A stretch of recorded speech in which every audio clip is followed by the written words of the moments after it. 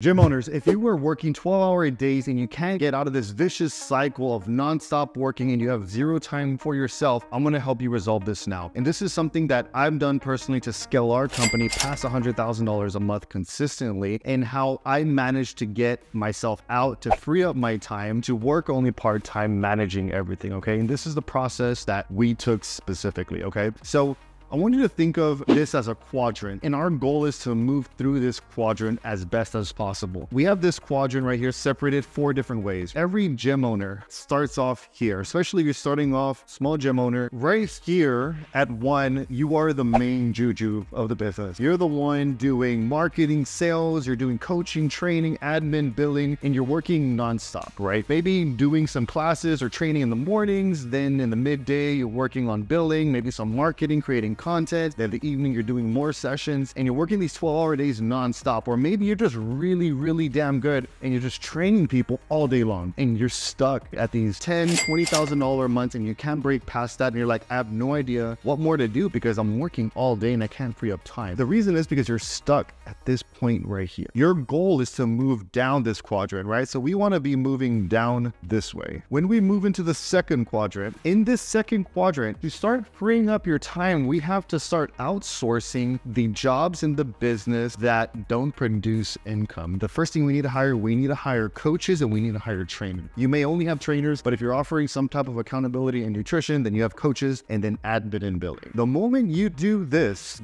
frees up the majority of your day. Now, yes, it is easier said than done because yes, your clients love you and you're amazing and no one can do workouts like you. I get it. I used to think the same thing, but there is somebody that could do your job better than you. There is someone better than you, and you have to come to accept that. The faster you accept that, the faster you will free up your time. Now, the hard part, your goal is, how do I find talent like that is better than me, that can deliver the result? Because the truth is that every single one of your clients signed up with you for a result, not because of you as a person. They signed up because they want a result from you. But if you can still give them that result, they will still be content. So there was an entire transition period of how to transition yourself out of coaching and training, which I can do another video on that later. But we need to move down this quadrant, right? We have to go from being the main juju to getting coaches, trainers, and admin billing. Because once you do this, you will free up 12 hours of your day and you'll be like, what do I do with all of my time? So you're not doing training, you're not doing coaching or admin. This is where we're spending our time. So from here, from quadrant 2, we move to quadrant 3. During this transition right here, you are only doing marketing, you are only doing sales during that transition. So with the time that you just bought back by hiring coaches and hiring trainers, now all of your time should be spent on just making content, maybe editing content, posting content, doing cold reach outs to people, doing warm reach outs to people. Half of your day should be spent on marketing, and then the other half should be spent in sales, which is being in consultations, getting people into the program, feeding the people you just hired. Your role turns into just feeding these people. Now,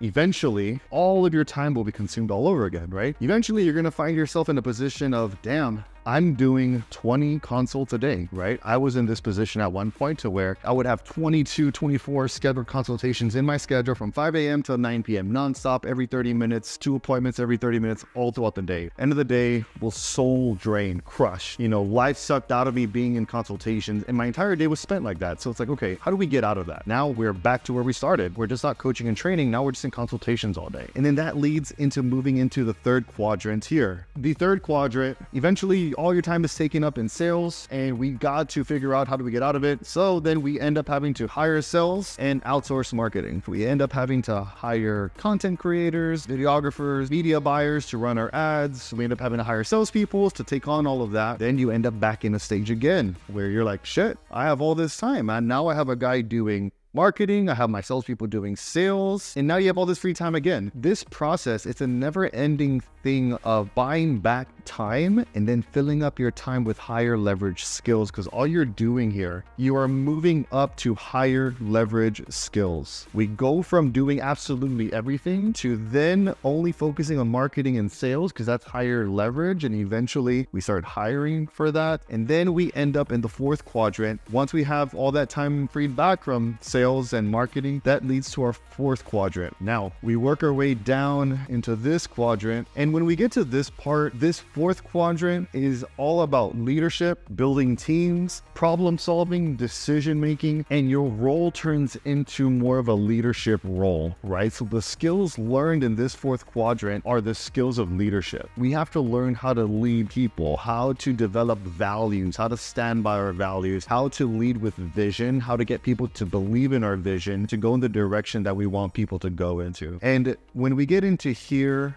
the majority of your time here is spent in department meetings. Marketing department, your lead nurture department, you have your sales department, your fulfillment, retention, ascension, right? Client success. You have department meetings ensuring that everyone is being held accountable for doing the things that they have to do to keep this engine, this machine running efficiently. And we end up being in this part, and then your role here ends up being, fairly part-time, like a regular full-time 8-hour job where you're just in department meetings, holding people accountable to making sure that everybody's functioning the way they should. Again, the only difference between quadrants is just the skills that you learn. We just learn higher leverage skills. I say higher leverage, meaning that which ones drive revenue and drive growth. So first thing we delegate, admin. Next thing we delegate is the fulfillment or service, coaching and training. Above that, next thing we delegate is sales, and then eventually marketing, and then you end up being above the business where you're not in the business. Down here, you're working on the business, and working on the business is when you're overseeing everything that's happening and you're just orchestrating the whole thing. So if you guys like this,